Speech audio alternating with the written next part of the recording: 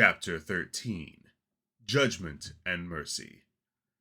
The Tyrans compelled Gaheris to sit through their evening service, which they all attended in full harness to make oaths of justice to the god of the same.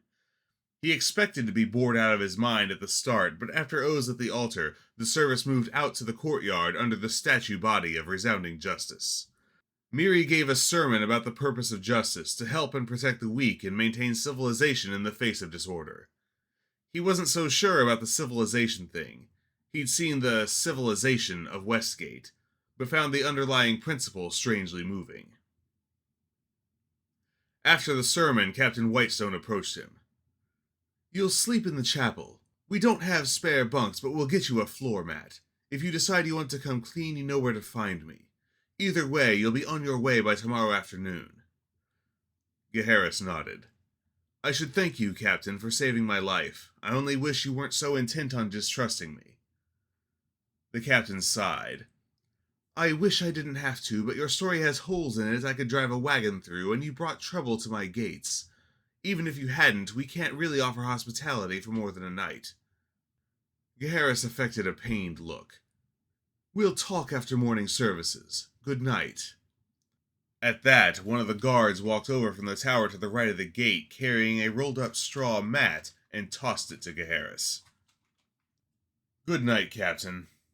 Gaheris went into the chapel and rolled out the mat in front of the pew. He couldn't help but notice the click as the chapel door closed, and he didn't hear the guard move away.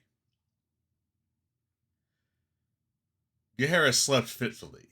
He dreamed of an old, blind man missing his right hand. The man led him down a path in a forest, stopping at a large, columned marble building. Atop it sat an enormous set of scales. "What is this place?" "The court," answered the old man. "These scales weigh the deeds of a life. Look and see." Bewildered, Gaheris looked. On one side of the scales he saw himself earlier in life. On the other sat a feather. The balance of the scales shifted as the vision of himself replayed the things he had done.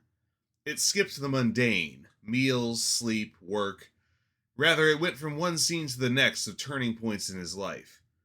Here, it showed him burgling a merchant's stand while his old friend Lass distracted the man by pawing over the goods and asking a lot of questions. The scale dipped at that. There, it showed his standing up for a smaller orphan threatened by an older boy in the back alleys of the shore. The scale came closer to balance.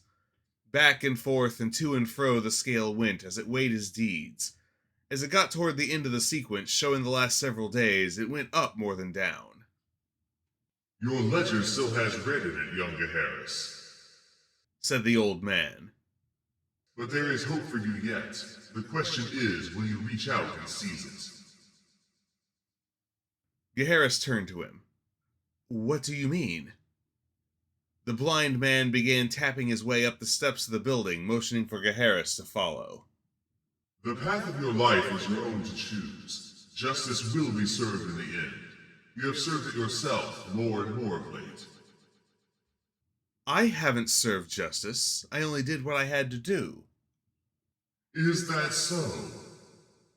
The old man smiled as they entered the hall and, crooking his cane in his maimed right arm, reached unerringly forth and put his hand on a massive warhammer that leaned against the wall.